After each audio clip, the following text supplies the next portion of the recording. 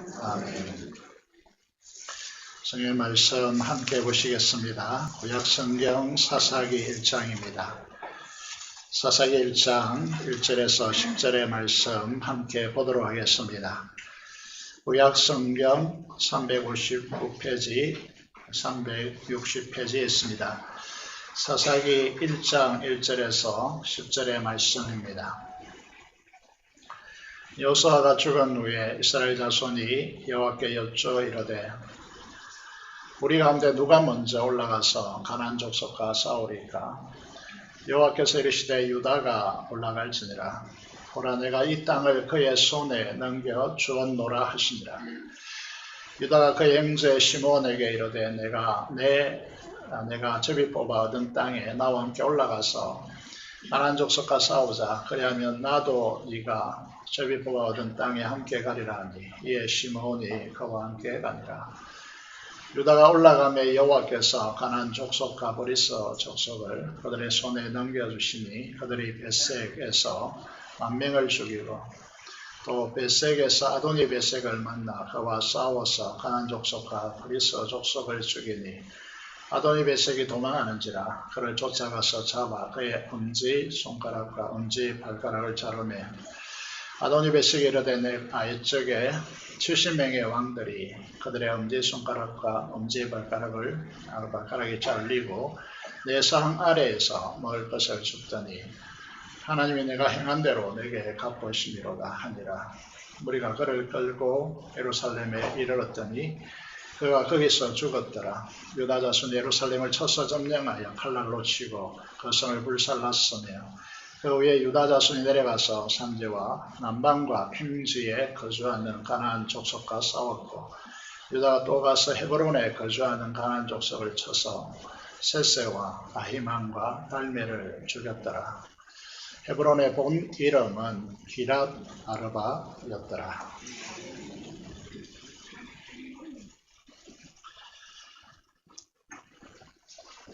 오늘은 사사기 본문을 통하여서 제2의 종교개혁이라는 제목으로 하나님의 말씀을 선포하겠습니다. 선포되는 하나님의 말씀을 통하여 하나님의 은혜가 여러분에게 임하기를 원합니다. 오늘 이렇게 인사하면 좋겠습니다. 우리가 이제 코로나 팬데믹 현상 속에서 오랫동안 1년에 가까운 세월을 지나고 있습니다. 이제 위더 코로나라고 하는 전개를 하고자 합니다만 점차로 이게 식어지지 않고 있죠. 우리도 위더 리바이벌이라고 해서 재건교회 공식 명칭이 영어로 리바이벌이기 때문에 회복과 부흥을 위해서 함께 합시다라고 하는 제목으로 우리가 운동을 전개하고자 합니다. 함께 부흥의 새 시대를 열어갑시다라는 의미로 위더 리바이벌 이렇게 사람을 합수하면서 인사하시면 좋겠습니다. 위더 리바이벌 합시다.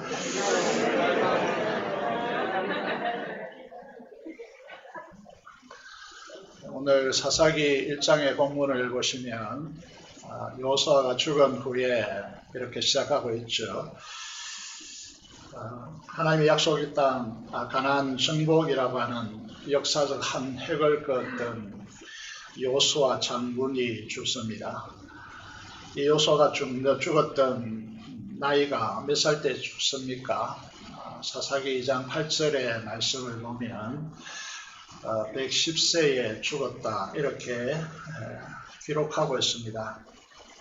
그런데 이 여호수아를 소개할 때 여호와의 종 눈의 아들 여호수아다. 이게 이제 전통적으로 유대인들이 한 사람을 소개할 때 누구누구의 아들이다. 벤 누구누구 이제 이렇게 소개하는 경향성이 있기 때문에 그래서 눈의 아들 여호수아를 소개하고 있는데 그를 향하여서 앞에 단서를 붙이고 있죠. 여호와의 종이었다. 이렇게 단서를 붙이고 있습니다. 여호수아 1장 1절에 보면 이 여호수아서를 시작하면서 여호수아는 모세의 수종자였다. 이렇게 소개하고 여호수아를 시작하죠. 모세가 죽고 그 뒤를 잇는 이 여호수아에 대해서 모세의 수종자였다. 이렇게 말씀하고 있습니다. 여러분, 이 이스라엘을 탐지하고 돌아온 12명의 정탐꾼 중에서 10명은 다 우리가 그들에 비교하면 메뚜기 같다, 정복하지 못한다, 그들의 성과 사람 면면을 볼 때 정복하지 못한다고 했지만은, 그러나 2명, 오직 여호수아 갈렙은 정탐하고 난 뒤에 하나님께서 우리와 함께 하시기 때문에 그들은 우리의 밥이다라고 외친 두 인물이 갈렙과 여호수아입니다. 이 두 사람만이 가나안 땅에 들어가게 되는 것이죠. 그런데 갈렙이 여호수아보다는 훨씬 뛰어났다고 보였습니다. 그런데 왜 모세의 다음 세대 지도자를 여호수아를 선택하는가? 그는 모세의 수종자였기 때문이다. 그렇게 말씀하고 있습니다. 기독교의 가장 중요한 진리가 뭔가 하면 우리로 하여금 종으로, 종된 마음으로 섬기라 라고 우리에게 요구하고 있습니다. 그래서 우리가 잘 알고 있는, 암송하고 있죠. 마가복음 10장 45절에 보면 인자에 온 것은, 인자라고 하는 개념은 다니엘서를 보면 이 세상을 심판하고 하나님의 나라를 세우는 존재로서의 인자, 천사를 짐승으로 비교하고 있고요.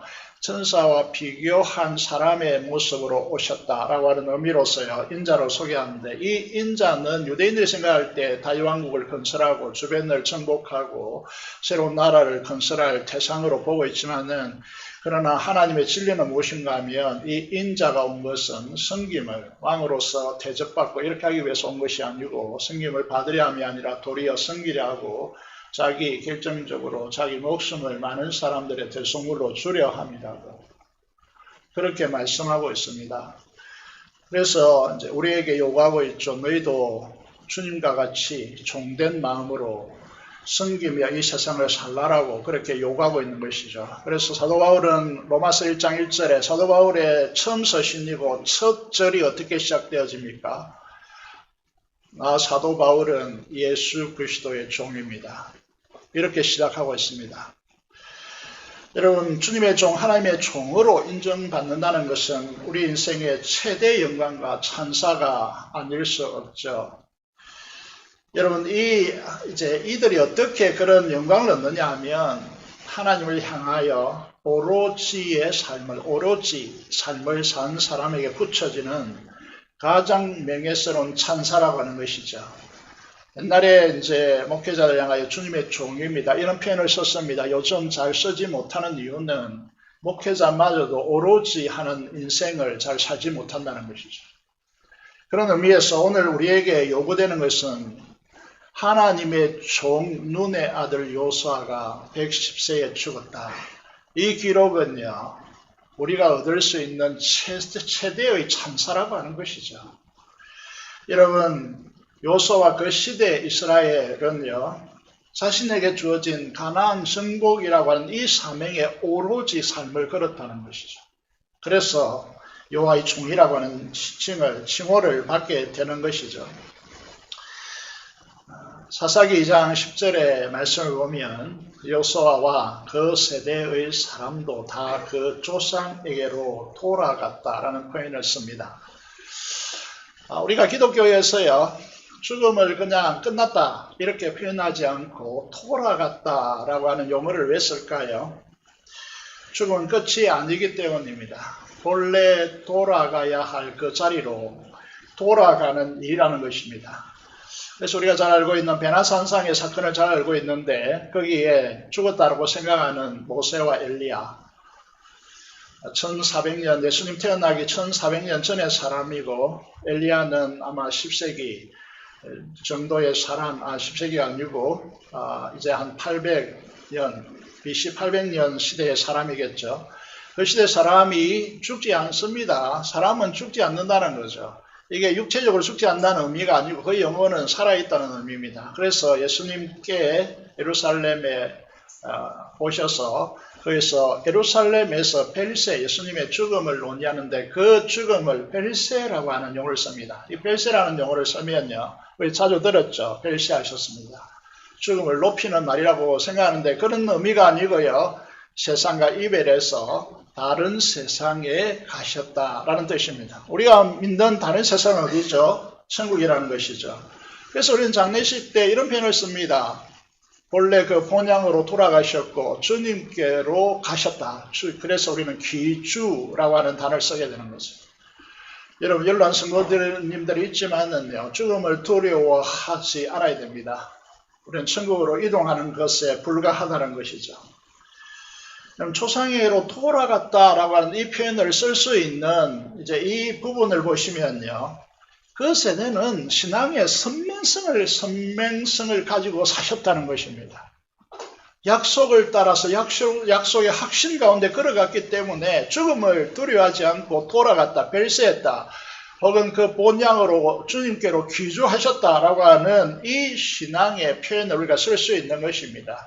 하나님의 약속에 대해서 선명한 삶을 살았기 때문에 그 사후의 세계도 분명해지는 것이죠. 그래서 이제 신앙생활 잘 하는 분들을 이제 만나보면요, 내가 이제 언제 사흘 뒤에 죽는다, 이런 표현을 씁니다. 사흘 후에 정확하게 돌아가시는 분들이 많아요. 이게 약속의 말씀을 따라 선명하게 그 길을 걸어가셨기 때문이에요. 희미한 신앙을 가지면요, 제가 목회자니까 죽는 분들 많이 이제 보게 되죠. 그래서 임종에 가까워지면 자주 더 신방하고자 하는 마음이 생기기 때문에 자주 가면 어떤 분은 막 손을 휘젓는 분도 있습니다. 마귀 쫓는다고. 여러분, 이런 부분을 자주 말씀드리는 이유는 믿음의 선명함을 가지고 약속을 따라 이 인생을 걸어가라고 하는 것입니다. 이 세상은 계속 우리 신앙을 무너뜨리려고 하죠. 선명하게 살지 못하도록 그렇게 세상은 우리를 몰아가려고 하지만, 그럴수록 여호수아 그 세대처럼 그들을 기록하는 한 문장이요, 그들은 조상에게 아브라함과 이삭과 야곱이 약속을 따라 걸어갔던 그 길을 걸어가서 그 조상에게로 돌아갔다라고 그렇게 표현하게 되는 것이죠.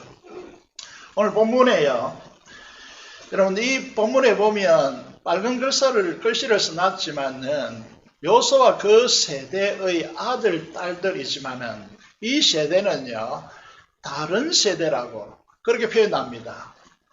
이 다른 세대요, 그 다른 세대라고 부르는 이유를 두 가지로 설명하고 있죠. 하나는 여호와 하나님을 알지 못하며 하나님을 실제적으로 모른다는 것입니다. 두 번째로 하나님께서 이스라엘을 위하여 행하신 일도 알지 못하였더라 라고 되어 있습니다. 하나님을 알지 못하면 하나님께서 행하신 일에 대한 관심이 없습니다. 그래서 이 세대는 약속의 자녀로서의 세대가 아니고 전혀 이상한 다른 세대가 된다는 것이죠. 오늘 우리도 한국 기독교 안에 이 위기가 있다는 거죠.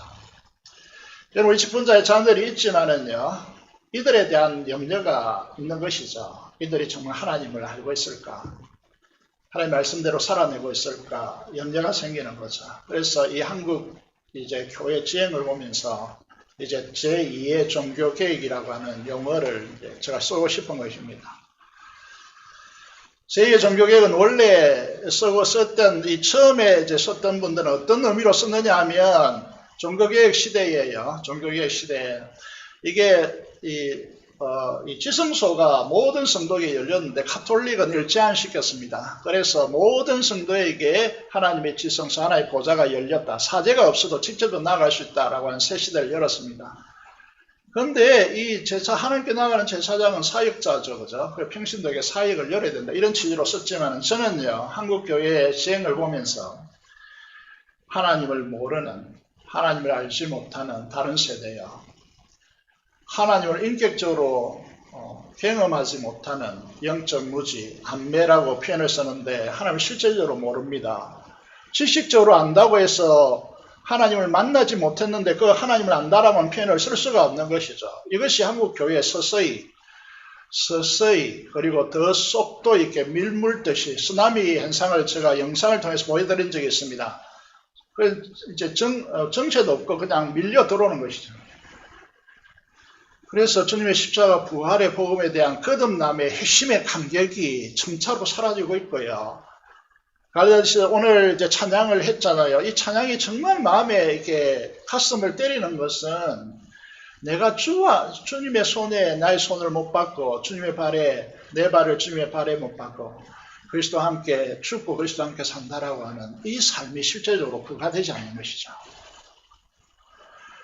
그래서 하나님을 위해서 사는 인생이 아닙니다. 자기의 이 돈을 사랑하고 쾌락을 사랑하고 자고하면서요, 자기가 신이 되어지는 탐심이 인생에 충족되어야 한다라고 하는 이 제약의 근본이 부과되고 있기 때문에 이 시대는 이 제2의 종교개혁이 필요하다. 성령 하나님께서 금요일마다 이제 저희들이 탄식하면서 부르짖는 기도가 있습니다. 그것이 뭐냐면 이게 성령 하나님의 후폭풍이요, 후폭풍. 우리의 부모 세대는요, 배우지 못했습니다. 그런데 하나님을 잘 알았습니다. 그래서 하나님을 예배했고요. 우리 시대는 신학이 발전하고 또 성경 지식이 여러분 스위치 하나만, 유튜브 스위치만 하나만 눌러도 여러분 배우고 싶은 것을 어디에서나 배울 수 있는 그런 시대인데 이상하리 많지 하나님을 인격적으로 만나지 못한다는 것입니다. 이게 성령의 시들게 하시는 후폭풍 가운데 우리 한국교회는 있습니다. 왜 그러냐 하면 만문시대 돈을 하나님 자리에 올려놓고 돈을 통하여서 하나님이 없어도 되는 시대를 만들기 때문에 거기에는 하나님 필요 없는 것이죠. 하나님 역사하지 않는 것입니다. 요수아 시대를 잠시 열어보면요. 요수아 시대는 어떤 시대였습니까? 보시면요. 제가 세 가지만 소개했습니다. 하나는 요단강을 건너는 사건이요. 요단강을 건너야 이제 가나안 땅에 들어갈 수 있기 때문에요. 그때가 이제 볼이 밀을 추수하는 시기이기 때문에 이 시기는 늦은 비가 오는 시대입니다. 이 시대는 물이 이제 이 요단강이 그렇게 물이 많지 않습니다. 그런데 이 시대는 말라있지만 이 시대는요. 그 물이 요단강 언덕까지 차고 넘치는 시대예요. 그런 시기이단 말이죠. 그런데 이 시기에 하필 하나님께서 이스라엘을 이렇게 작아서 보이지 않겠지만 이런 구조를 가지고 그 요단강을 건너게 합니다. 어떻게 건너게 하십니까?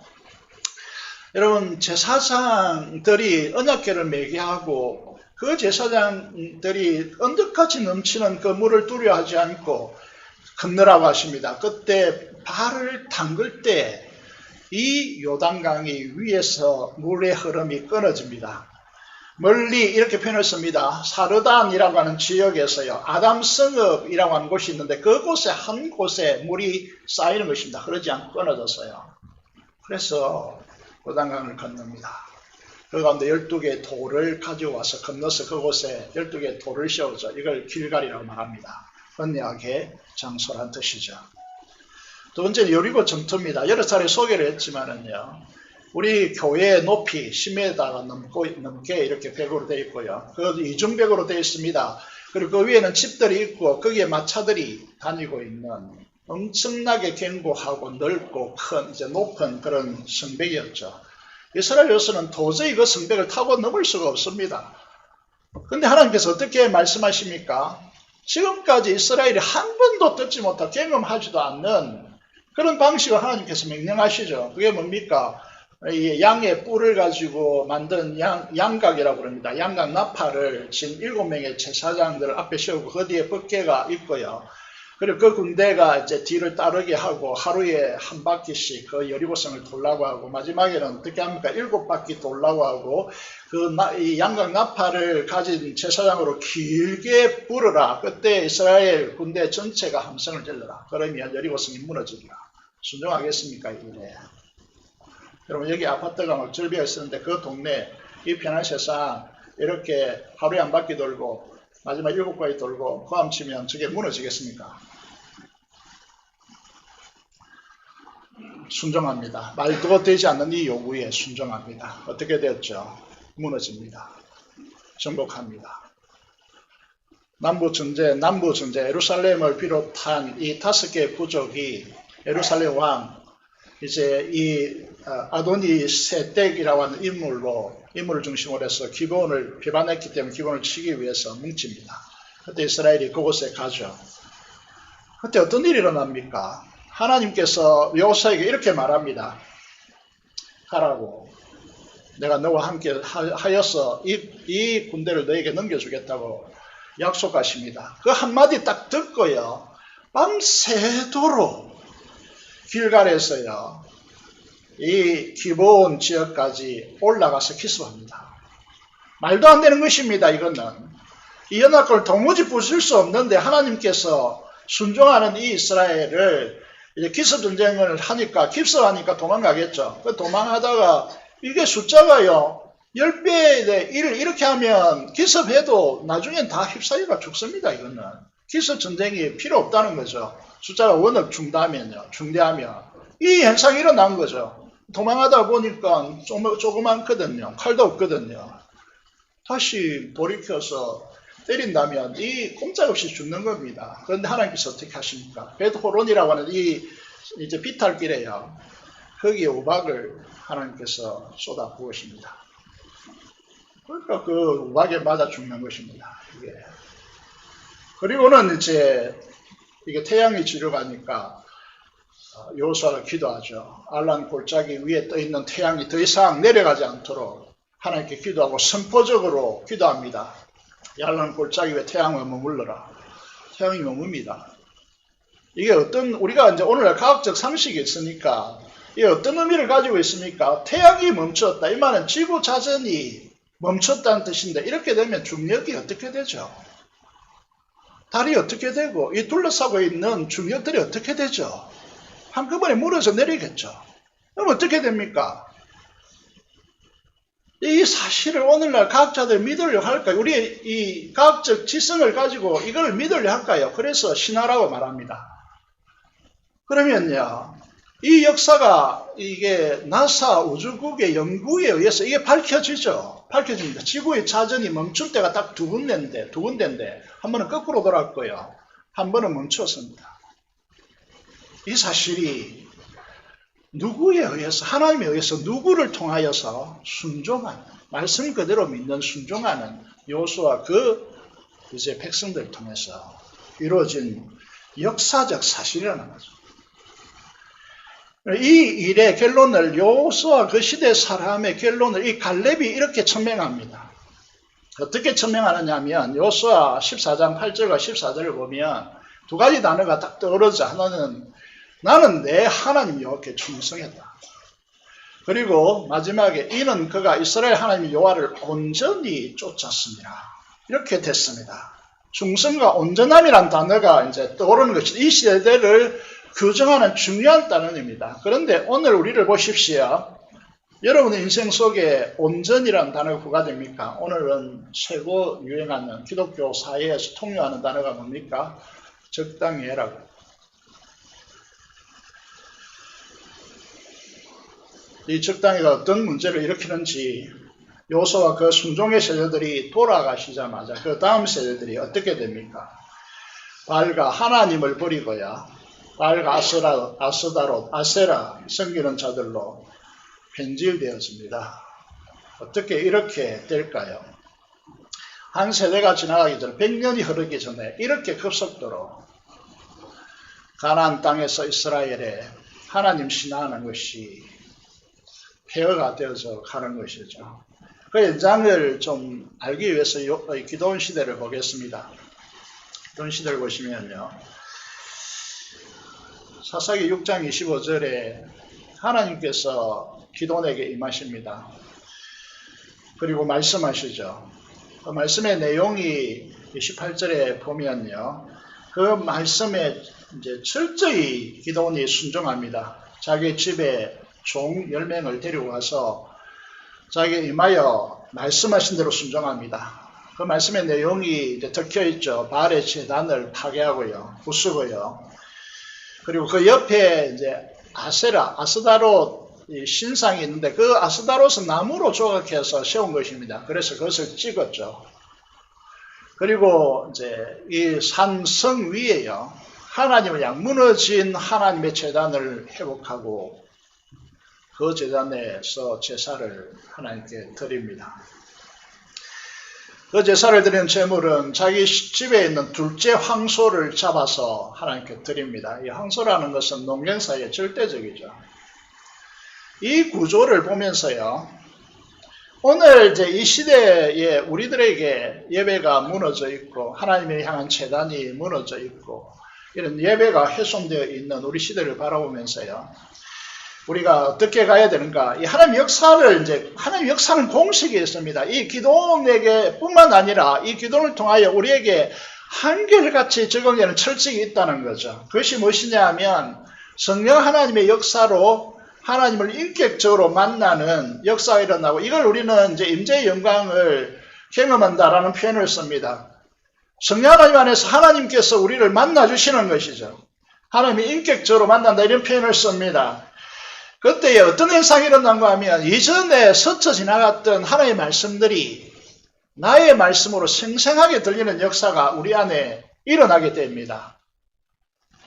여러분 이게 기도원에게요. 자기 아버지가 바알과 아세라의 제단에 아마 제사장쯤 되는 것으로 그렇게 파악되어집니다. 그 환경 속에 아브라함도 마찬가지죠. 그의 아버지가 우상을 조각해서 파는 자였지 않습니까? 그런데 그 아들이 하나님을 만나는 것입니다. 영광의 하나님께서 그에게 나타나셨기 때문에. 지금 기도원도 마찬가지인데 우리 시대를 고칠 수 있는 사람들이 누구냐 하면 교육을 통해서 제자훈련을 통해서 만들어지는 자들이 아닙니다. 하나님의 임재 가운데 인격적으로 하나님을 만나서 생생하게 이 시대를 꿰뚫는 하나님의 말씀을 듣는 자들 속에 이 시대의 회복이 일어나는 것이죠. 이건 완전히 철칙입니다. 이거는. 그런 의미에서요. 여러분 이게 이제 만나주시죠. 그리고 둘째 수소를 잡으라 합니다. 이건 이제 자기의 재산이고 가장 중요한 것이죠. 그것을 잡아서 그 우상을 파괴하고 제단을 물고 아세라 목상을 찍어가지고 그 나무로 불을 지펴서요. 이 송아지 둘째 수송 항소를 하나님 앞에 제물로 드리는 것이죠. 왜 이것이 일어나냐 하면 이 예배가 이렇게 왜 중요하냐 하면 내 인생에 나를 지극히 사랑하시고 나를 위하여 자신의 생명까지도 내어주시고 생명보다 더 중요한 것을 우리 교회는 어떻게 가르치는가 하면 하나님의 영광이다. 주님 하나님께서 창세전에 아들에게 부여한 영광이다라고 그렇게 표현하죠. 그 영광까지 우리에게 주셨는데 이 항소가 문제겠습니까? 이게 예배자의 정신 속에 녹아있는 것이죠. 여러분 주님의 십자가로 우리를 그렇게 사랑하시고 그 예수 그리스도를 믿는 자들에게 하나님의 자녀 되기 위해서 그 자신의 영광을 부여해 주시는데 우리 인생에 가장 중요한 것이 이렇게 우리 예배가 우리의 삶의 가장 중요한 자리로 한복판으로 밀려 들어오는 것이죠. 이게 예배입니다. 그래서 우리 선조들이 감옥에 갇히더라도 여러분 유튜브 영상을 보면요. 다른 교단에서 막 이렇게 감옥에 예배 드리지 못하도록 이렇게 물을 퍼붓고 한겨울이기 때문에 평양의 영하 25도 이상 내려가지 않겠습니까? 그럼에도 불구하고 그 위에서 무릎 꿇고 떠나가도록 찬양하고 예배했던 그 이제 목사님을 다른 교단에서 막 소개하기 시작합니다. 목숨이 문제겠습니까? 이게 예배, 우리 영원한 하나님 나라를 나라를 보장해 주시고 우리의 생명뿐만 아니라 이 영광을 우리에게 부여해 주시는데요. 그래서 시대를 깨뜨린 말씀을 듣고요. 그 말씀에 순종하기 위해서 나서는 것입니다. 그래서 이 사람을 가리켜서 바알과 아세라, 바알을 이긴 사람, 시대적 만몬 정신을 이긴 사람, 그래서 민족을 평화의 시대로 돌이킨 사람이라고 그렇게 이제 말하는 것이죠. 여러분 그런데 이 사사기 6장 30절에 보면요. 함께 속해있던 그 성읍의 사람들이 여룻바알 기도원을 어떻게 합니까? 성읍 사람들이 요아스는 기도원의 아버지죠. 그래서 네 아들을 끌어대라. 그는 당연히 죽을지니 이는 왜 그렇다고 합니까? 바알의 제단을 파괴하고 그 곁에 아시라성을 찍었음이라고 그렇게 말하고 있습니다.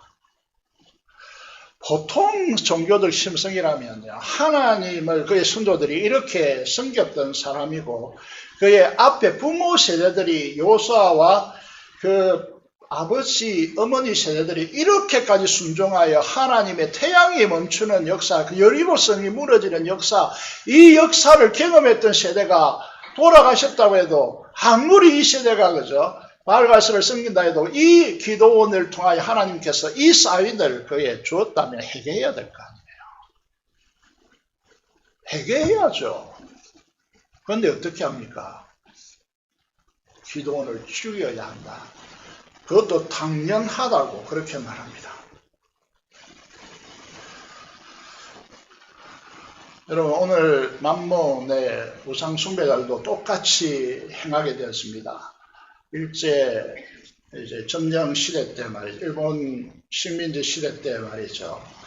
신사 참배를 강요했죠. 반대하는 분들을 누가 밀고 했습니까? 누가 밀고 했나요? 불신자들이 밀고 했습니까? 아닙니다. 믿는 자들이 밀고 했습니다. 오늘도 마찬가지입니다. 오늘 이 땅은 기독교라고 하는 타이틀을 걸지만 실제로 돈이 하나님 자리에 놓은 분들이 많기 때문에 이걸 만몬주의라고 이야기하고요. 그 만몬의 힘으로 교회를 조직하고 세력하고 보편화하고 문화화합니다. 성령 충만하여서요. 이걸 배격하고 하나의 인지 안에 거하고 이렇게 자기의 생명뿐만 아니라 자기의 가장 귀중한 것을 들여서 하나님을 예배하는 자들을 무시합니다. 싫어합니다. 증오합니다. 심지어 조직적으로 죽이려까지 하는 것이죠.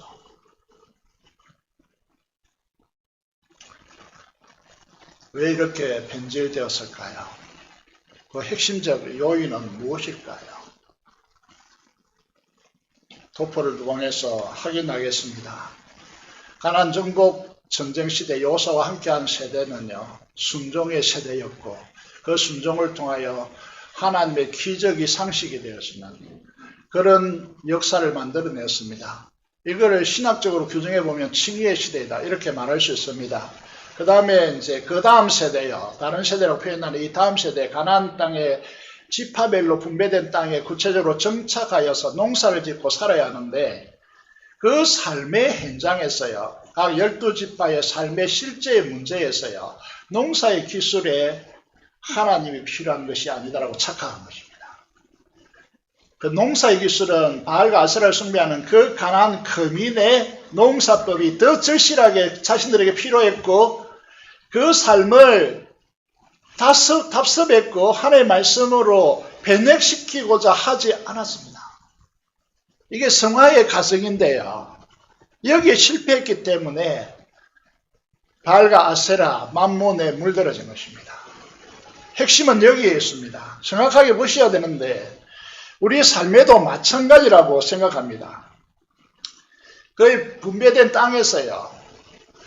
하나님의 말씀으로 그 문화를 창출하고 창조적으로 창출하고 변혁하는 그런 역사를 만들어내지 못하고 적응하면서 하나님이 필요 없는 그런 공간으로 만들어놨고 오히려 농사법에 이제 우리가 이제 어릴 때 저는 농사를 이제 저희 부모가 많이 지었기 때문에 시골 사람들이 사용하는 달력이 농사 달력이라고 다릅니다. 그 달력에 보면 신의 이름들이 다 있습니다. 그거를 가져온 거예요. 사업하는 분들, 직장 다니시는 분들, 교회 예배에 와서 이렇게 거룩하게 앉아있지만은 여러분 직장 사업하는 공간에 하나님의 말씀이 작동하지 못하도록 그렇게 세상에 적응해서 세상보다 더 부지런하거나 세상이 알지 못하는 창의적인 법으로 세상적으로 구가하지 마십시오. 하나님께서 역사하시는 공간으로 만들어내야 됩니다. 이것이 성화의 삶을 살고 있는 우리 시대가 구가해야 되는 사명이라는 거죠. 이해가 됩니까? 저희 시대는 말이죠. 제가 대학교를 다니던 시대는 캠퍼스 안에서 아침마다 저희 선교단체 회원들이 모여서 큐티 나누고 공부하기 전에 기도하고 이 학문을 왜 하는가에 대한 뚜렷한 목적이 있었습니다. 그런데 요즘 우리의 자녀 세대들이 공부와 신앙은 별개다. 이렇게 치부해 버린다면요. 한국 기독교는 패망합니다. 이 위기가 우리에게 있기 때문에 제2의 종교개혁이 필요하다는 것입니다. 그래서 하나님의 자리에 세상의 방식을 집어넣고 돈을 집어넣고 있기 때문에 성령께서 역사 안 하도 무방한 공간으로 만드는 것입니다. 사사시대가 되는 이유를 두 가지로 이유를 사사기에서 걸고 있는데요. 이게 주제의 말씀, 사사기 전체를 포괄한 주제입니다. 이게 뭐냐면 그때 이스라엘에 왕이 없으므로 사람이 각기 자기 소열에 옳은 대로 행하였더라 라고 되어 있습니다. 말씀의 근위가 무너지는 것이죠. 여러분 오늘 말씀이 선포되지만요. 이 말씀의 근위가 영양가가 없는 것이죠. 그래서 교회에서 근위가 계속해서 무너지고 있습니다. 당의 근위가 무너지고 있고 여러분 직분자의 근위가 무너지고 있습니다. 그래서 여기에서 구가되는 것은요. 사람이 자기 의를 내세워서 거기에 따라서 행동하고 있다는 거죠. 주님의 왕된 통치에 순복하지 않습니다. 두 번째는요. 이게 복임이라고 하는 사건이 일어나는데 이 사사기 1장에서 2장은 사사기 전체의 서론입니다. 하나님께서 하나님의 사자를 보냅니다. 여기에 이제 사자라고 하는 표현이 씁니다. 이게 무슨 말이냐면 하나님의 말씀을 대리하여 선포하는 자라는 뜻으로 사자라는 뜻을 이제 씁니다. 이 사람이 길갈에서 이제 여기로 올라와서 이 땅 주민과 언약을 맺지 말라라고 그들의 재단을 헐라라고 하나님께서 말씀하셨는데 너희가 하나님의 이 목소리를 듣지 아니하였으니 어찌하여 그리하였느냐라고 그렇게 묻습니다. 그렇다면 이게 해결하지 않고 계속해서 이게 지속된다면 너희 옆구리에 가시가 될 것이고 손톱 하나 찔려도 얼마나 아픕니까? 옆구리에 가시가 있다면요. 그는 무지무지하게 고통스러운 것이죠. 그들의 신들이 너희의 올무가 되리라 라고 그렇게 경고합니다. 그래서 여호와의 사자가 이스라엘 자손에게 이 말씀을 이름의 백성이 소리 높여 운지라. 이게 사사기 초기에 해당되는 말씀인데요. 여기 보시면요. 이 말씀대로 바알과 아세라를 떠나지 못했기 때문에 오늘 우리에게는요. 만몬주의에서 떠나지 못했기 때문에 삶이 불행해지는 것입니다. 고통스러워지는 것입니다. 여러분 우리가 살려고 하면 살려고 할수록 더욱더 올무가 움켜져서 꼼짝하지 못하게 하고 우리의 선택할 수 있는 자유가 계속해서 사라져가는 것입니다. 여러분 삶에서 선택할 수 있는 자유가 그렇게 많아 보이지 않습니다.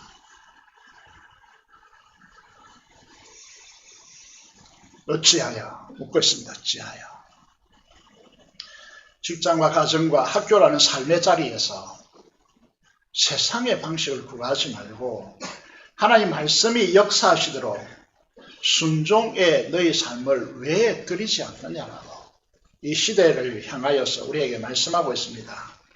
교회 예배와 모임에서만 하나님이고 직장과 삶은 하나님과 그 말씀이 우리에게 필요 없다라고 외치는 이 시대에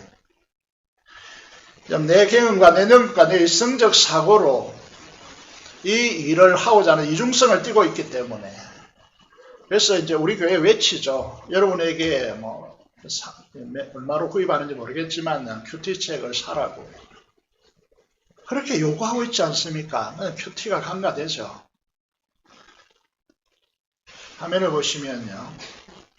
하나님께서 이스라엘에게 뭐라고 말씀하십니까? 너희의 농사에 이익을 주고 도움이 되겠다고 하여 쫓아내지 않고 가나안 주민과 언약을 맺는 이 사건은 두고 너희 옆구리에 가시가 될 것이고 그들이 섬기는 신들이 너에게 올무가 되리라. 사실 이것 때문에 이스라엘 역사는요. 바벨론 포로로 진행되었습니다. 국가가 패망하죠. 이 초기에 여호와의 사자의 이 말씀을 듣고 이스라엘 백성들이 어떻게 합니까? 소리 높여 웁니다. 통곡합니다. 그래서 이곳을 뭐라고 부릅니까? 복임, 우는 사람들이라는 이제 의미로 복임이라고 하는 지명의 이름을 짓습니다. 그곳을요. 이건 우리에게 굉장한 메시지를 담고 있습니다. 우리 영적 시금석이죠.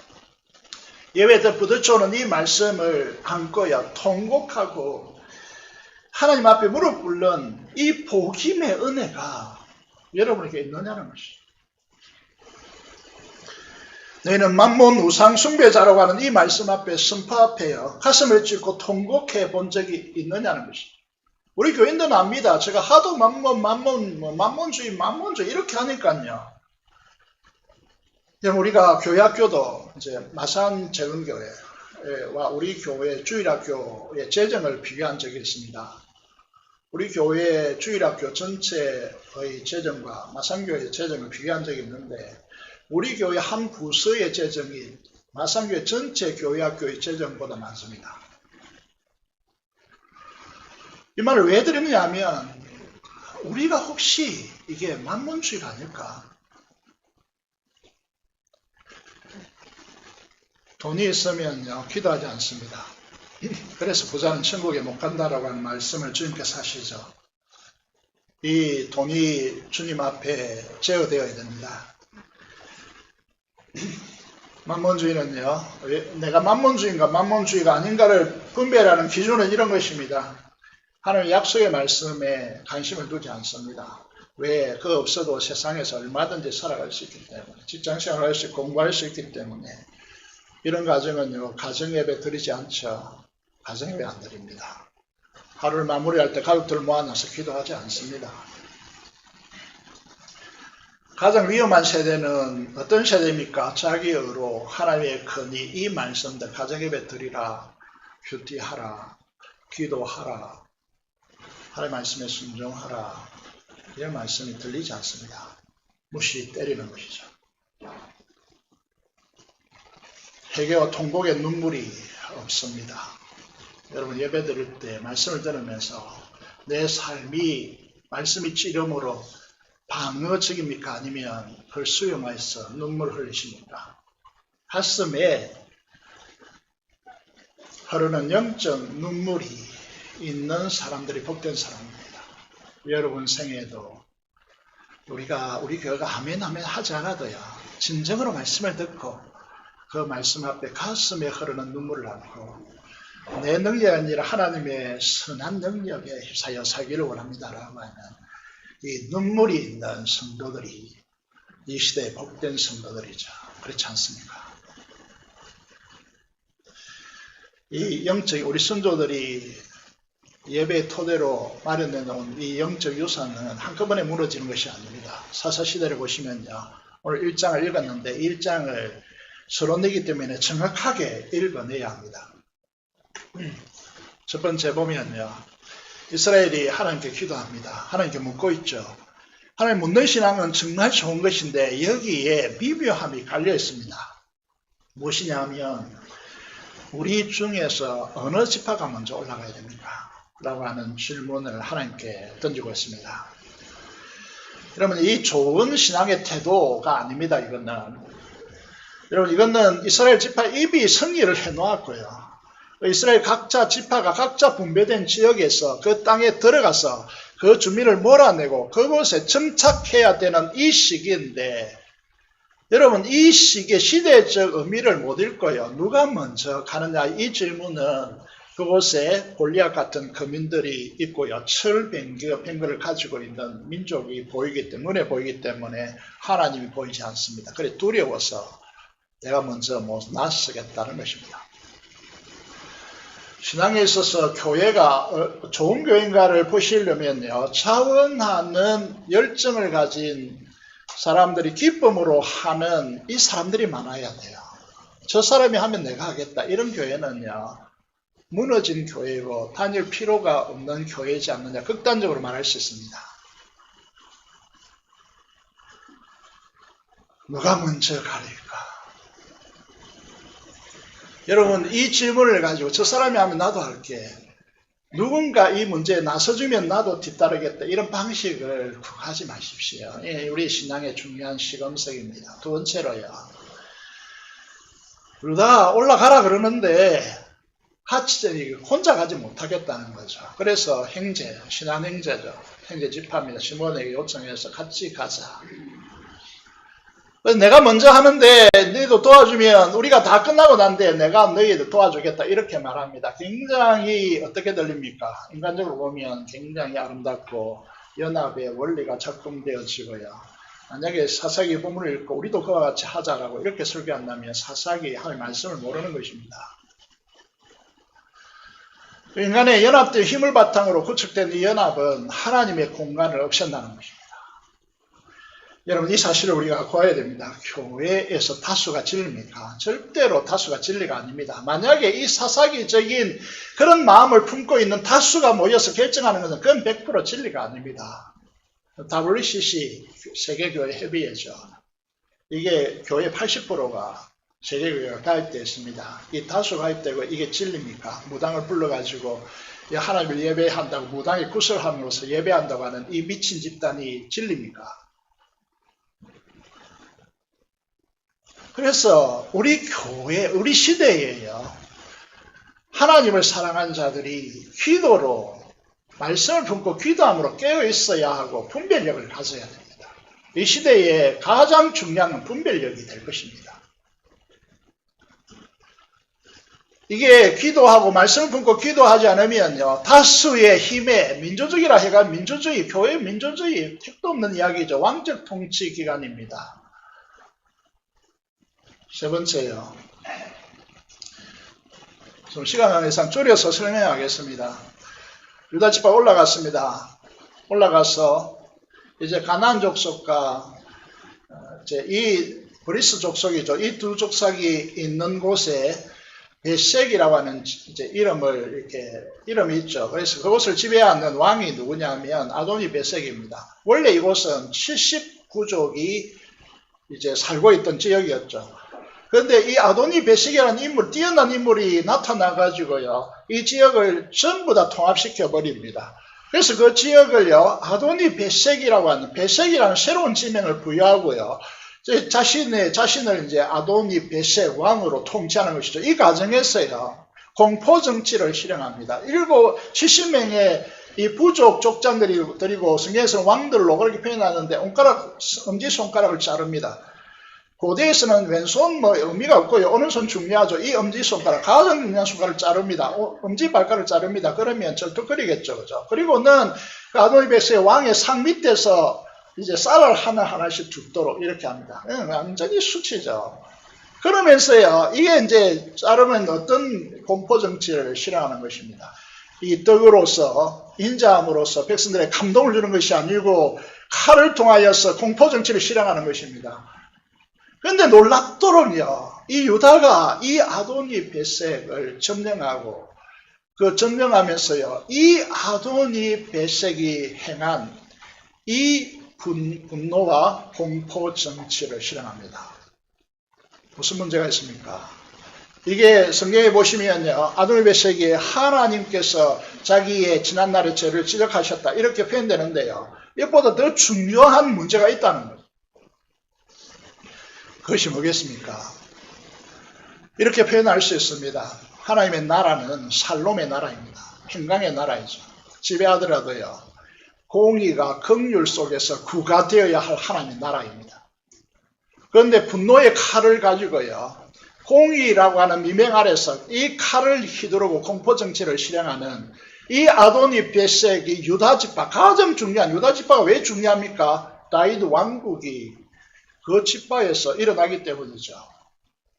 그런데 그 하나님의 왕적 통치를 이 세상에 보여주고 하나님의 사랑을 이 세상에 드러내서 의와 평강과 희락의 하나님 나라를 구가해야 되는 이 이스라엘에게 세상적 공포 정치가 들어와서 시행된다는 것은 하나님 나라를 포기했다는 뜻입니다. 사랑하는 여러분, 우리가 이제 이 교회 안에서 행하는 말이나 행동 중에서요, 공의라고 하는 미명 아래서 칼을 휘두르서는 안 됩니다. 칼과 칼집이라는 이제 하동 목사님 전 책이 있는데 고전이고 베스트셀러입니다. 거기에서 말하는 것은 칼이라고 하는 공의로움은요, 칼집에 꽂혀 있어야 됩니다. 칼집은 인자와 긍휼과 사랑이라고 하는 칼집에 꽂혀 있어야 됩니다. 우리가 만약에 하나님의 십자가의 사랑에 녹아 있어서 그 사랑이 없다면 여러분들이 바른 말, 옳은 말, 그건 아무런 의미가 없습니다. 영향력이 없다는 거죠. 그거는 다 율법주의로 다 변한다는 거, 사람을 죽이는 것이 살리는 것이 아닙니다. 이렇게 이스라엘이 구체적인 상황 속에서 하나님의 말씀으로 들어가지 않고 세상을 다습해서 세상의 방식이 말씀 위에 흐르다 보니까 이 세대가 하나님을 알지 못하는, 하나님이 개입하지 않는, 하나님이 역사하지 않고 하나님을 만나지 않고 그렇게 하나님을 모르는 세대로 계속 나아간 것입니다. 오늘 이것이 오늘 우리 세대에 위험하게 드리워지고 있다는 것입니다. 그래서 우리는 제2의 종교개혁이 필요한 것입니다. 이 요셉과 같이 종으로, 노예로 있었지만은, 감옥에 갇히게 됐지만은, 하나님의 신들이 그의 안에 있어서, 여러분, 하나님께서 함께 하심을 그 시대의 사람들이 보았더라라고 하는 이 직장 안에서 우리가 이 역사를, 우리가 이 세상 속에서 이렇게 하는 제2의 종교개혁이 필요한 시대가 되었다는 사실입니다. 최근에 우리 교회에 오신 한 분과 금요일 저녁에 대화하면서요, 이제 대화하게 되었습니다. 그래서 그 아들이 이제 저 고등부 담당할 때 있었기 때문에 또 이제 함께 했기 때문에 우리 교회로 오셨는데요. 그래서 이제 이 교회를 간다고 하니까 친한 장로님이 이렇게 말씀하셨다고 하더라고요. 그 잘된 선택이다. 왜 그러냐라고 했더니 우리 교회의 한 성도님이 이 장로님과 같은 직장 생활을 하고 있다는 거예요. 지금 부산교회에 다니는 그 성도의 삶을 보니까 그 교회를 알 수 있고 그 교회에 간 것이 잘된 일이다. 이렇게 말씀하시는 거예요. 엄청난 역할을 하는 겁니다. 이거는. 우리는 사사기를 통하여 큐티를 하고 있습니다. 여러분 여러분 중에서 일주일간 큐티도 하지 않고 기도도 하지 않고 있다가 이 자리에 와서 예배 드린다고 앉아 있는 그런 성도들이 우리 교회는 한 사람도 없기를 바랍니다.